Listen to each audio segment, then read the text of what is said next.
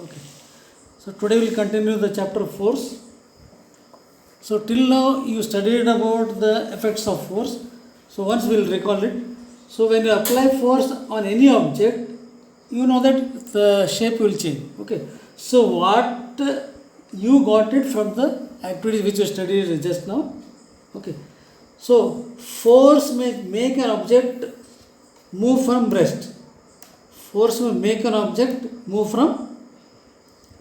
So object is made to. Force will make the object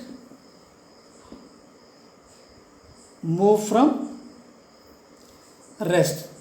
Okay. Force may change the shape of an object. Force may change the shape of an object. Okay. Then again, force may change the direction of the object. Direction of the object which is in motion. Okay. Change the direction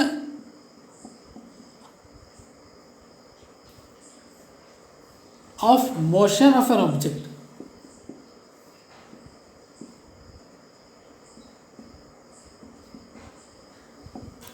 Okay. So force can change the speed of an object if it is moving. Change the speed of an object if it is moving. Speed of an object if it is moving. If it is moving.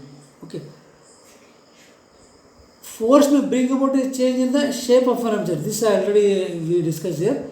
Force may cause some or all of these effects. These all our effects are caused, or sometimes some effects are caused. So these are all the effects caused by the forces. Okay. While a force may cause one or more of these objects, it is important to remember that whatever the changes we saw here, you should remember that none of these actions can take place without the action of force. These all actions cannot take place without the action of force. Without the action of force, nothing is possible. Changing direction, changing shape, changing the motion object is not possible without the application of force. Okay. So thus an object cannot move by itself. An object will not move by itself. An object will not stop by itself. Okay. So some force will be there. It cannot change direction by itself and it cannot change shape itself. Means whatever the action we do, for all this we need a force required. Okay. Now we will try to know what are the types of forces here. First of all, we have two types of forces. Forces are of two types. One is contact force and non-contact force. Okay.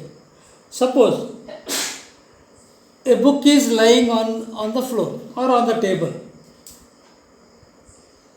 Without touching the book, you cannot make the book to move.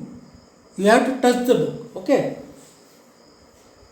And suppose there is a bucket of water. Without lifting the bucket, it is not possible to change the place of the bucket. So you have to lift means you have to touch the bucket. Okay. So in this way, if you want to put force on any object, your body or you should touch the object, and means you should be in contact with that object.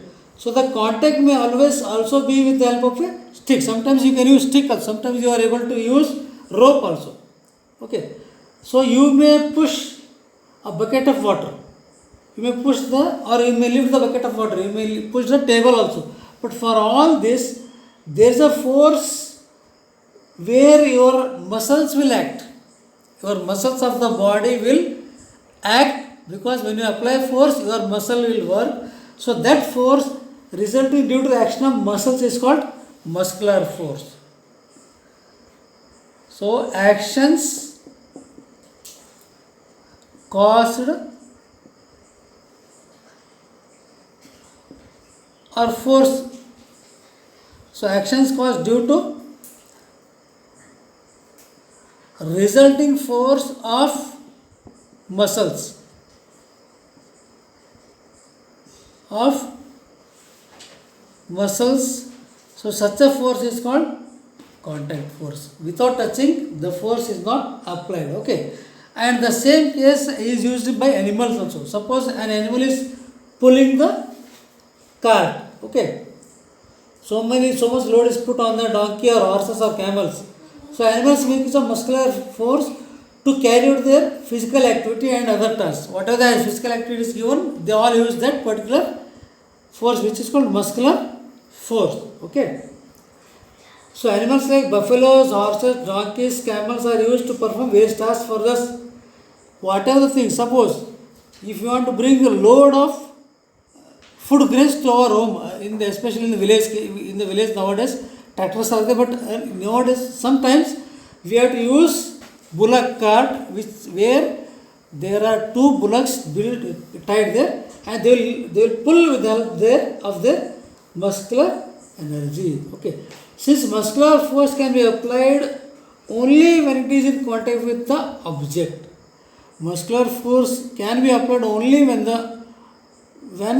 an object is in touch with that particular object, contact. If it is in contact only, the force can be applied. So such a force which is in contact is called muscular force or contact force. Okay. So energy is called muscular energy. Okay. So this is one nice example. Then again we have to understand one more word called frictional force.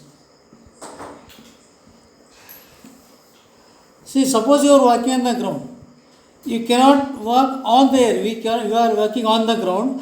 Means if you keep a leg, right leg, your left leg is lifted, and if while walking, and if you keep left leg, right leg will be lifting. Means there is one more force acting on your sole of the feet. So such a force which is in opposite direction of the force action of force is called frictional force. I'll recall some of your experience. Okay.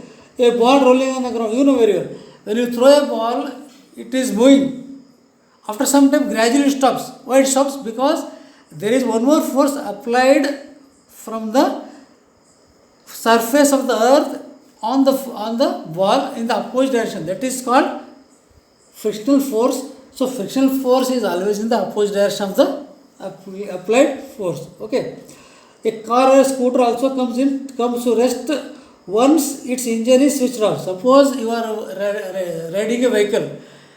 When you switch off also it is moving little, and afterwards it will come to stop, because there is one more opposite force called frictional force which will make the moving object stop, because it is applying force in opposite direction. Okay.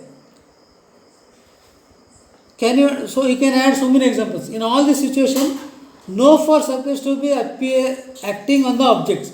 On the object, force is not applied. Suppose a ball is rolling, a ball is moving on the ground, but you cannot see the force applied in the opposite direction. You can't see it, but you can feel that, you can understand that the ball has stopped because one force, opposite force is applied on the ball. Okay. So slowly, gradually the speed of the ball decreases. What causes a change in the state of motion? Suppose why they should change the state of a motion? Okay. Could some force be acting on them? That's what I told. That force, there is one more force in the upward direction. That is called frictional force, which is coming upward direction, but it is not causing. It is completely unseen. So the force of friction always acts on all the moving objects, and its direction is always opposite to the direction of the motion. Okay. Whenever the force is acting against the force applied by us, so such a force is called frictional force. So frictional force will act always in the opposite direction of the motion of the object. Okay. Since the force of friction arises due to contact between two surfaces, it is also an example of contact force. Since the frictional force is applied or acting on one more object because of contact. So such a force where there are two objects in touch with each other, they are called contact force. So this is the result of contact force. So frictional force is the result of contact force. Muscular force is the result of contact force. Okay. So these are two forces where two bodies are in contact with each other and they form. Dam 1 minute.